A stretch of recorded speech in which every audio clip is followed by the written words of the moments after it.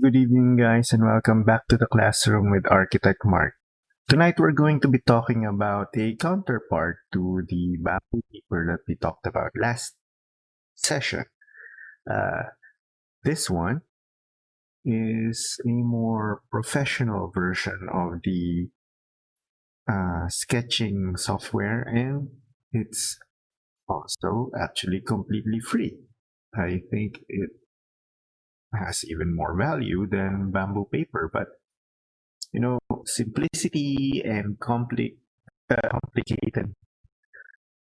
softwares go hand in hand. There's space for both of them, especially when you're just trying to do something and you don't want to bother with loading all of these uh, plugins just to make a software run. There's a point to that also. So let's head on over to the classroom. I don't have my keyboard and mouse right now because we will be using the entire screen. So let's go. So this is Autodesk Sketchbook. If you didn't know who or what Autodesk is, they're about they're one of the if let's put it this way. No, let's put on a timer. Forgot about that. If Adobe is to images and graphics and all of those things, Microsoft is to desktop publishing and all those things, then Autodesk is for everything that concerns uh, drawing for engineering, construction, architectural purposes on the computer. It's an entire industry, and that also includes rendering 3D models. So this is their website says it best. Basically, the creative process starts from sketching, and they made it actually free for everyone. So Sketchbook works just like the other one, the bamboo paper, except we have more controls. Like, let me just pull it up closer to where you can see them. So you have a variety of brushes available to you outright, and all of these can be fully customizable. So, like right now, we have a pencil and we have controls. So, if we want it lighter, darker, so much darker,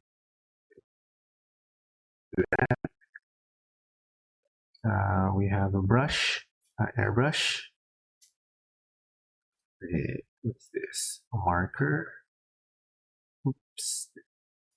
Shift to that. Markers are nice for those stylized renders. We have a chisel tip.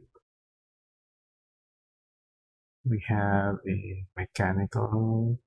This is a felt tip. It's a ballpoint pen. It's a ballpoint pen.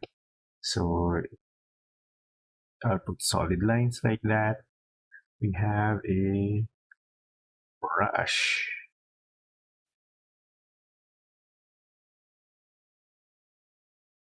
And then we have felt tip pen. It's a little bit different from the ballpoint pen. Like a, what do you call that? Like well, a sign pen of some sort. And then here we have an inking pen, which suspiciously, I believe pressure is not being detected right now.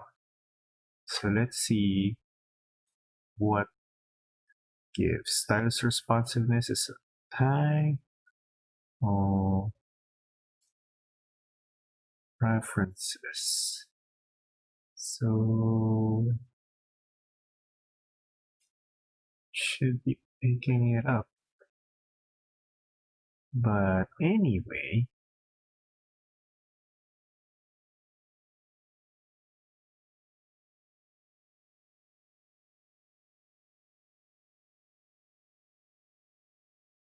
should be, responding to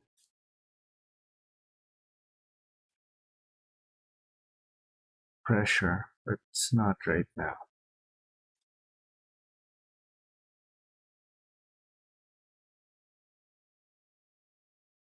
Weird though.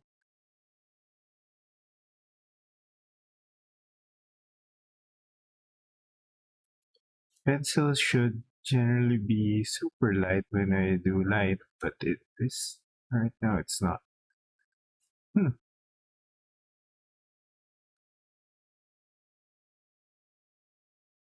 It's as if it's thinking I'm using a mouse, but I am not, clearly. So let's just, check out what happened. I'll probably need to restart this. But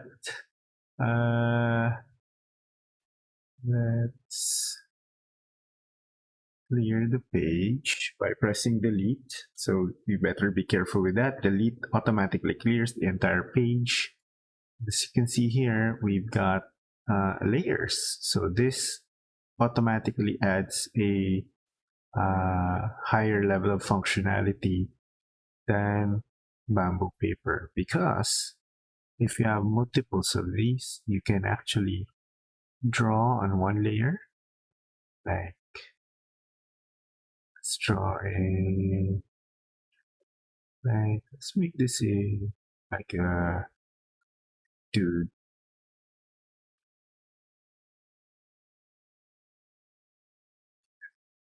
Something like that. Stash some. Right. And you can create a new layer, put it underneath the old layer, and then you can color it in on this layer without affecting that other one. Pretty neat, right? I'm just weirded out that it's not registering the pressure right now, because it's supposed to be. Right? So we've got layers here, the brushes here, and we also have a lagoon over here, which basically gives us even more controls. Let's try and put it here on the right, so that, no, it's so weird. Okay, I'm more used to it here on the left. So we have, right now we have the eraser tool and the current color. We have here a color selector and a size manipulator. So we can just adjust it by whatever. If we press on that or we press on this, we can change the color easily. So we have those. We have quick settings, like if you want to turn on the ruler, you can do that here. And ruler has a bit of control to it, of course, where you can, when the ruler is on, when you draw, it's automatically going to be aligned to that ruler. What else? We have symmetry. If you were drawing face, and let's just turn off all of these layers and create a new one. Now we have symmetry on and the ruler on. So if we draw a ruler, if we draw a line here, it will be replicated on the other side because symmetry is on. Now turn off the ruler because we're trying to demonstrate here for an illustration. So that's a neck and a face, and then some hair like so. All right, maybe some nice little eyes.